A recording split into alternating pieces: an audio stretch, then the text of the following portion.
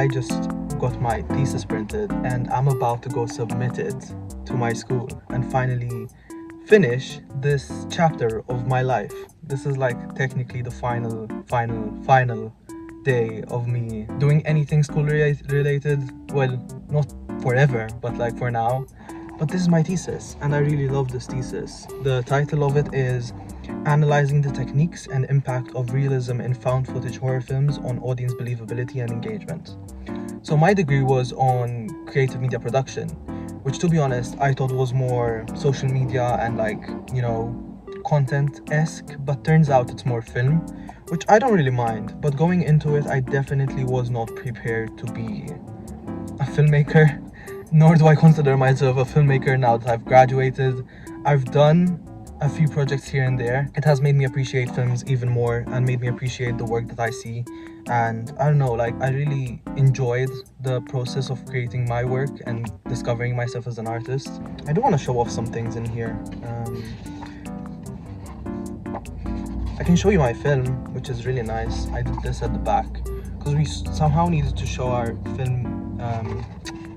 Basically how this thesis works is we need to, it's not that long, it's only 6,000 words without references and stuff. And when I started this degree, something I really looked forward to was doing my thesis, and that's something that I was always excited for. So being able to do it, I was so happy. But this title has been in the works for like the best 2 years. Anyways, I'll see you later. I'll see you when I'm at school. So yeah. Hi. I don't know if I'll leave this in the video, but I walked into the receptionist. I don't know what her name is, I'm sorry, but like she's the person that takes care of the art school part of the entire school. And I walked in and she went, I need to talk to you. And I was like, oh god, she's gonna tell me I can't graduate, she's gonna tell me that something is wrong. I handed her my stuff and I was like, please tell me everything's okay. And then she proceeded to go, you got first in class, you're gonna graduate first. And I'm going up first. I am going up first for my year. And she said that I got like the highest marks for my graduation year, which I'm really happy because I literally told my mom this and like some of my friends that I really wanted to like, I don't know, graduate first of class like with honors and shit. Also, can you see the sweat on my face? Like it's so hot, it feels like summer. But yeah, handed in my thesis, I'm done, that's over, chapter closed. Now next thing is graduation in November, but before that, let's roll on to the next part of the video, which is Q&A. I put up a story over on Instagram asking you guys to ask any questions that you wanted to know about film school and just, I don't know, my degree in general and my university experience, I guess. So I'll be answering those in the next part. So yeah, I'll see you in a bit. Just came from the boba store. Look what I got. Wow. I got a pineapple fruit tea because they didn't have, my usual is like peach, and then I get lychee jelly, but they had lychee boba, which to be honest I'm not the biggest fan of popping boba, but fine. Anyways, let's get into the questions. What's the biggest lesson you've learned during time in film school? Stick to your gut. When you think something is right, it most probably is. I've been told a lot throughout film school that what I wanted to do and what they expected from me were two different things, and in the end what I wanted to do was always felt right, and I always did the best at that. When I did something that I was told and I didn't want to do it and I wasn't really like feeling it and it just didn't feel right, it always ended up being like a lower mark than usual. If you could go back to your first day of film school, what advice would you give yourself? Don't be afraid to mess up. That's something big. If I could go back to when I first started this, I had a lot of I was really nervous because previously, like within this course, there's people who have done the advanced diploma, which is basically like the preparation for this degree. And I was someone who did my A-levels because I went to junior college, and I did my A-levels in physics and maths. So you can imagine like the shift from that to media. What was the most challenging part of completing your thesis? Filming. So as I told you, the research part was something I was really prepared for. I really wanted to write a lot. I really wanted to write like more than 6,000 words. I was limited by that, so like having a limitation to a word count really does set you back. and I didn't know that we had to create a short film. Part of my thesis was creating a short film, and it's based off of the research that you've done. So I created a found footage horror film, and it engaged all of the things that I researched on, so like the technical stuff, but also like the narrative elements, the sound design, everything. And yeah, that was there as a tool to like back up my research claims and my hypothesis. But that was the hardest part, because I really felt like I was alone throughout it. Literally, I really wanted not to be alone in the filming process, and I ended up being alone most of the time, because people have schedules, people don't want to stay up, people can't really like, and you're not paying anyone. Like as a student, you can't really like, it's hard, it's difficult, and it's frustrating. But I do have to admit, on the day of filming, because I had multiple days, so I had the prep and I had like the previs, and I also had like the test day. So I went there multiple times. I went there for a total like 4 times, like 4 individual times. And for the actual filming day, my family did end up coming there on that day, because I had a lot of equipment and I had a lot of stuff, because I had to set up lighting and I had to like make sure that all the shots were right. And I also had like this strap-on tripod attachment that I did, so it looks like we have a face cam for the characters. Did you have to make a short film? If so, what was it about and how did it turn out? So my found footage horror film is titled Ghost Hour, and it's not available anywhere because I don't even consider it as a short film. To me, it's just a project that I created.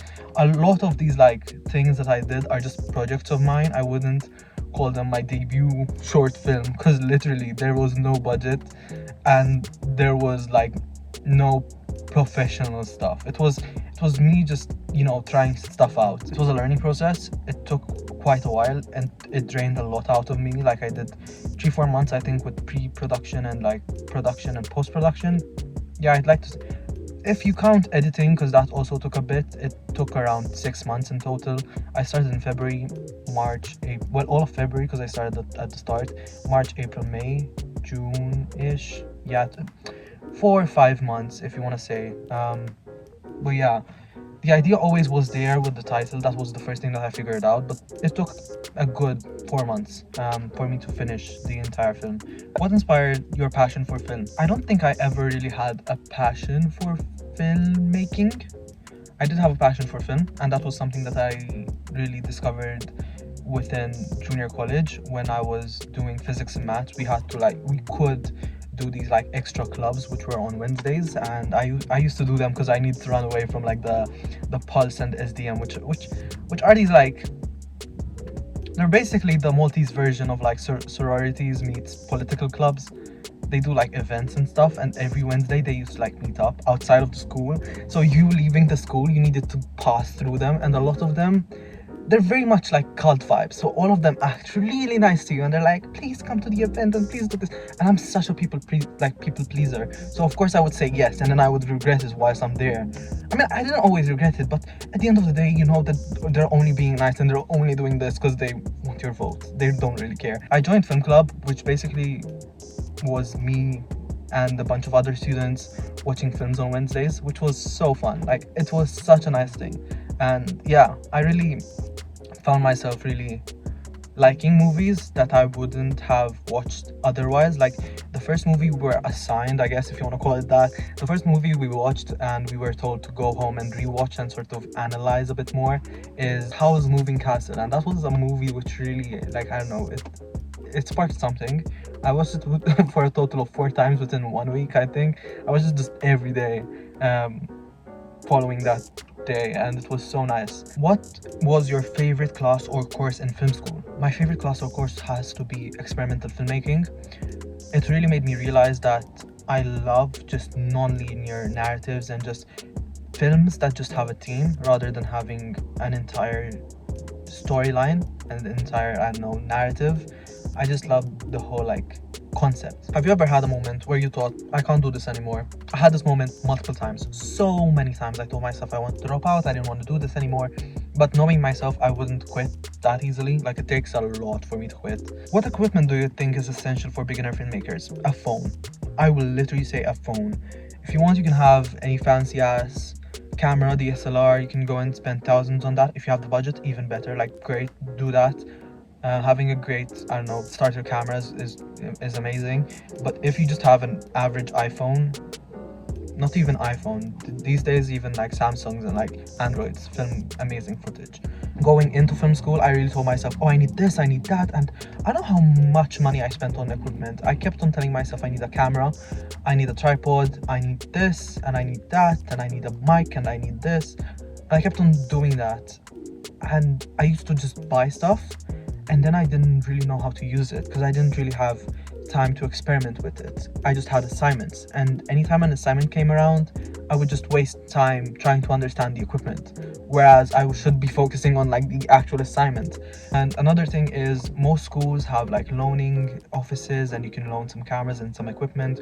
Make use of that. Make sure that you really go in, like I would say, dedicate a day or two where you go in and you just look at everything that they have. What's one thing you'll miss about being a student?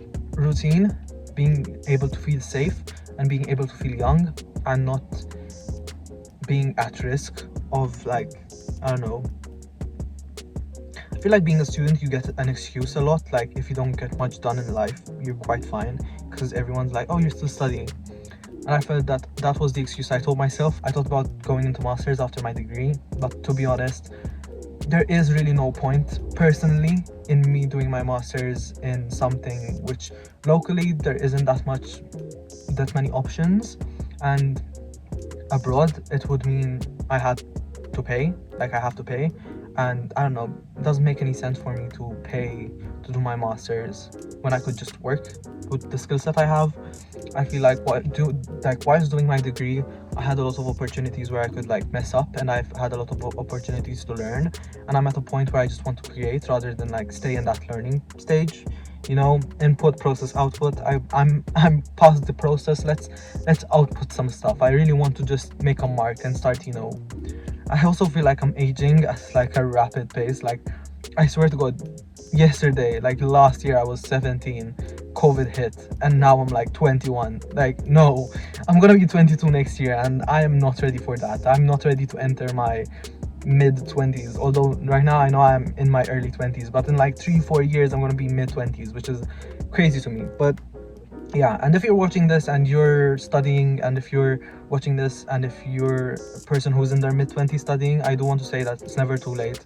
You can always like study, and you can always learn, and I'm always open to like learning more. Of course, I'm saying this right now, but maybe in a few years I decide to do my master's, maybe in a few years I decide to do another degree in something. But currently I am at a stage where I feel like I want to create stuff, and I want to, I don't know, get into the nitty-gritty of like the industry, and I want to like, I don't know, try my best at like getting in there and like working. Do you have any regrets from your time in film school? No, not really, because I believe that if you regret stuff in life, you'll get nowhere. Just go with what you want to do and just do it. If I didn't feel that confident in my option in film school, I'll just drop out. Nothing bad about that. If something is not for you, it's never too late to not do it. How do you stay inspired when you hit a creative block? In terms of like creative blocks, and just take a break, you know, just sleep on it. It's okay to let it simmer. You don't need for it, like, you don't need it to click immediately. You need the process. You need to give it time. You need to let it, you know, happen on its own. Don't try forcing it. Do you think film school is worth for aspiring filmmakers, or do you recommend other paths?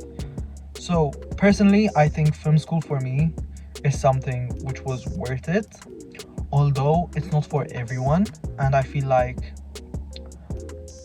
if I had to do it again, I think I would, just because of the circumstance I was in, because of COVID and because of everything. I do wish that, like, if you go down other paths, you'd have the same experience, I feel like, because I went into this learning stuff, so I was quite like a rookie in the industry, so I didn't really know much, and I'm still quite new.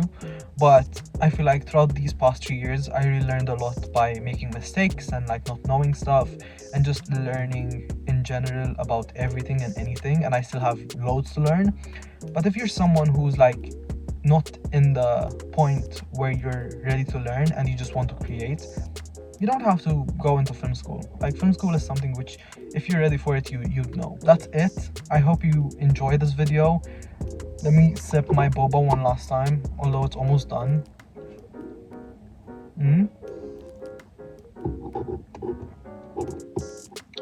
That's good. I spoke for a really long time, but I feel like I covered a lot. I hope this was helpful. I hope this was insightful. If you did enjoy this video, please don't forget to like, subscribe, and comment. And I'll see you in my next one. I'm also trying to upload videos weekly. I'm trying to have a schedule. I have other channels. I have Hafidos, which is my main, if you want to call it, channel.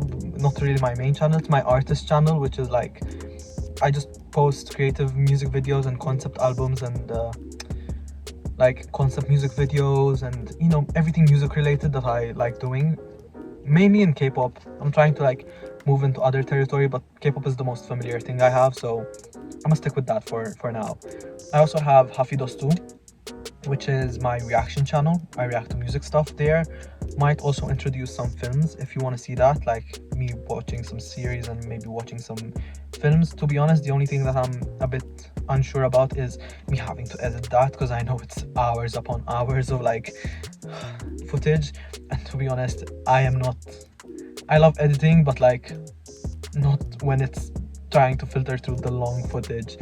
And yeah, I also have Hafidos IRL, which is what you're watching this on. Hafidos IRL is my vlogging channel, it's my personal channel. It's where I post just everything about me, Hafid, also known as Hafidos, but Hafid. I do have my podcast. You can listen to that on Spotify, Apple Music, and YouTube as well. I also have video for that. And yeah, I think that's all of my stuff covered. I have TikTok and Instagram as well. They're also Hafidos IRL. And for the podcast, I do have them as Late Night Pod on both socials and on everything basically. Also, you can find my stuff linked down below. I almost forgot. You can find my concept music, well, my first ever music video I made in first year. You can find my, okay, you know what I'll do? Instead of like having them linked down below individually, I'll create a playlist, an unlisted playlist, and you'll have the link to that, and you can watch most of the projects I've done. Some of them I'm too embarrassed to show, but like I'll show you the stuff I really enjoyed making, so you can watch that. And yeah, you can enjoy it, I guess, and you can judge me if you want. Anyways, yeah, I'll see you in my next video. Bye bye.